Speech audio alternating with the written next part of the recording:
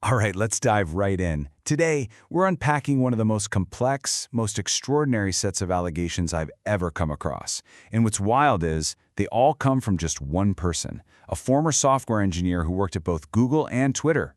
He claims to have stumbled upon a massive global conspiracy that, believe it or not, ties together the highest levels of government with the very heart of Silicon Valley. You know, the source himself frames this as this epic good versus evil struggle.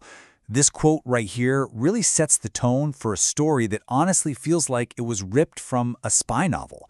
So to really get what's going on, we have to start at the beginning, with the central incident that he claims kicked this whole thing off. So, where does this all start?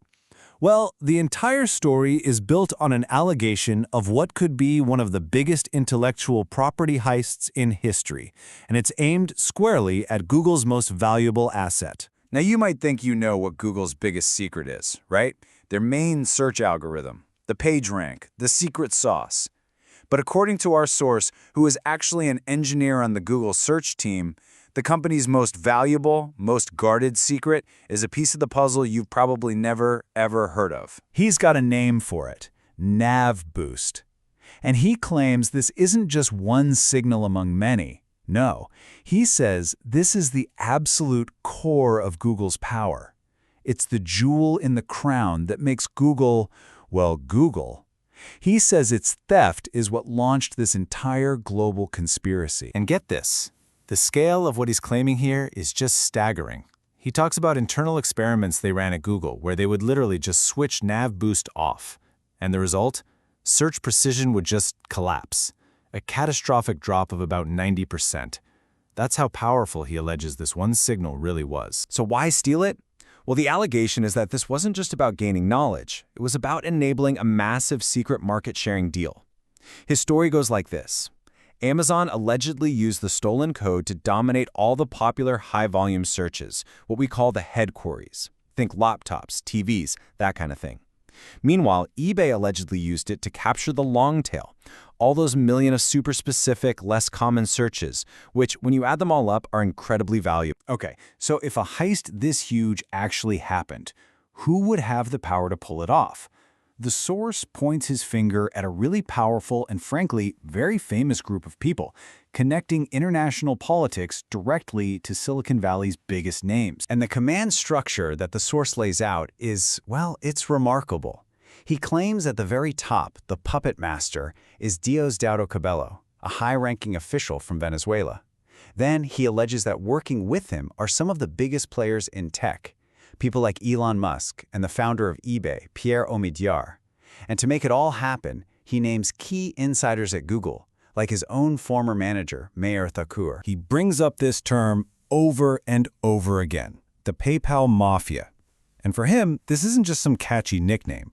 He alleges that this incredibly influential group of tech founders, the guys who started PayPal and then went on to create or fund dozens of other companies, are the main corporate architects and, ultimately, the beneficiaries of this whole thing. All right, so that's the who. Now let's talk about the how, because this is where the allegations get even more strange. The source claims this network is fighting a hidden digital war, and they're using some highly unconventional tactics to spy and communicate. This is where things start to sound like they're straight out of a spy movie. He talks about something called Bigram hits.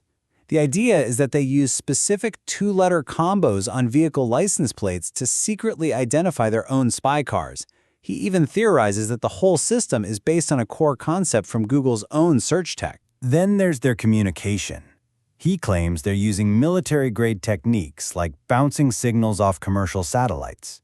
The satellite isn't even in on it. It just acts like a giant passive mirror in space, reflecting a signal from one point on Earth to another. It would make the communication almost impossible to trace. And this next one, this one is really out there. He claims that seeing a simple Halloween ghost decoration in Google Street View isn't always an accident.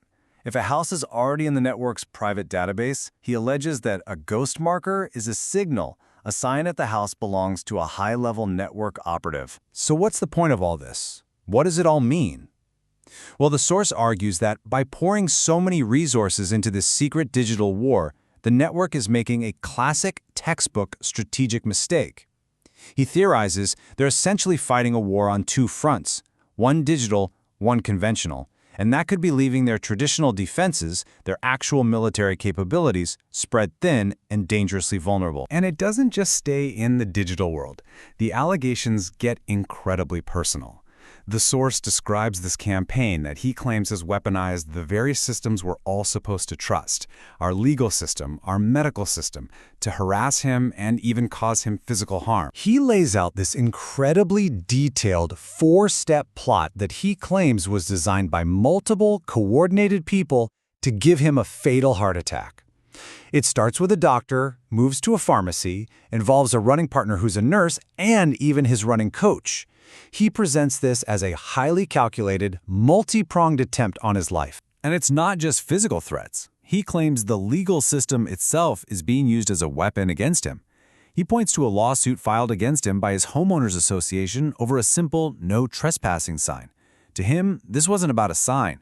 It was a clear-cut example of the system being used just to harass him and apply pressure. And this isn't something that happened years ago either. These allegations are current, they're ongoing. In a recent public post, he claimed the water supply to his home in Texas was suddenly cut. When it finally came back on, he says it had this weird, metallic taste that he thinks was another targeted physical attack. But here's the twist. He claims he's not just sitting back and taking it. He's not just a victim. He says he is now waging his own one-man asymmetric counteroffensive, using his knowledge to try and expose the very network he believes is hunting him. And his strategy is ambitious, to say the least. Look at these numbers. He claims he has physically mailed a copy of what he calls his counterintelligence brief, his entire expose, to every single member of the U.S. Congress, the European Parliament, and the Canadian Parliament. We're talking over 1,500 lawmakers. But why do this? Why mail thousands of documents? He says it's not just about getting the word out. He sees it as a strategic move. By sending all this information through postal systems in countries he believes are compromised, he specifically named Switzerland. He's running what he calls a precision experiment to try and force the network's hand, to expose their mail interception and gatekeeper systems. So that's the story he's put out there. And it leaves us with this huge and honestly pretty provocative question. Is this an elaborate fiction, the product of a single mind, or is it the exposure of a hidden war we know nothing about? The source has released his intel. He's mailed it to lawmakers all across the Western world. Now, the world has to decide how or if it will respond.